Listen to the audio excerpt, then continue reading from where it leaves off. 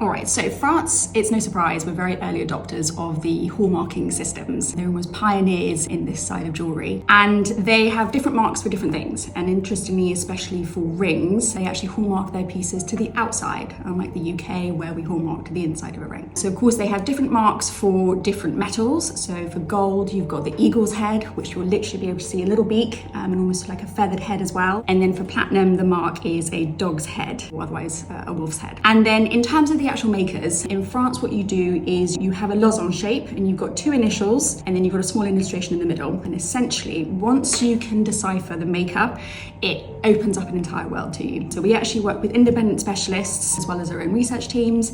And we have this book as well, which is absolutely incredible at sort of opening up the world of the different makers. So I've got a few pieces for you today. The first one I'll start with is this incredible piece by Kbrun, so a 1950s piece, and their maker's mark is STE, so Société B, and their little sort of illustration in the middle is actually champagne cork, which is quite fun. And to the outside, you've got the maker's mark Atelier Joaillerie de Vendôme, and it is a workshop that worked not only with Kbrun, but also with some of the other very big French jewellery houses like Van Cleef & Arpels. The next one I've got is a Cartier piece, and it's this one here. The really special thing about this one is it's actually got the maker's mark Henri Pic, and Henri Pic actually worked with Cartier to create lots of their tutti frutti pieces. So essentially lots of these sort of cabochon pieces that were made with sapphires, rubies and emeralds. And you can just imagine their workshop at the time, you know, filled to the brim with these remarkable gemstones, and that's where this piece would have been created. And then the last one I've got is this one here. This one is not technically actually a signed piece by a maker, but you do have the maker's mark or the workshop mark, and it is Kbrun. And this atelier worked with actually lots of the very big French jewellery houses, Van Cleef & Arpels in particular. And actually when you look at the piece, you can see some of the similarities between this and the Van Cleef & Arpels pieces as well. So you've got that same level of craftsmanship that's gone into this ring, and it's just a really, you know, it's a real work of art.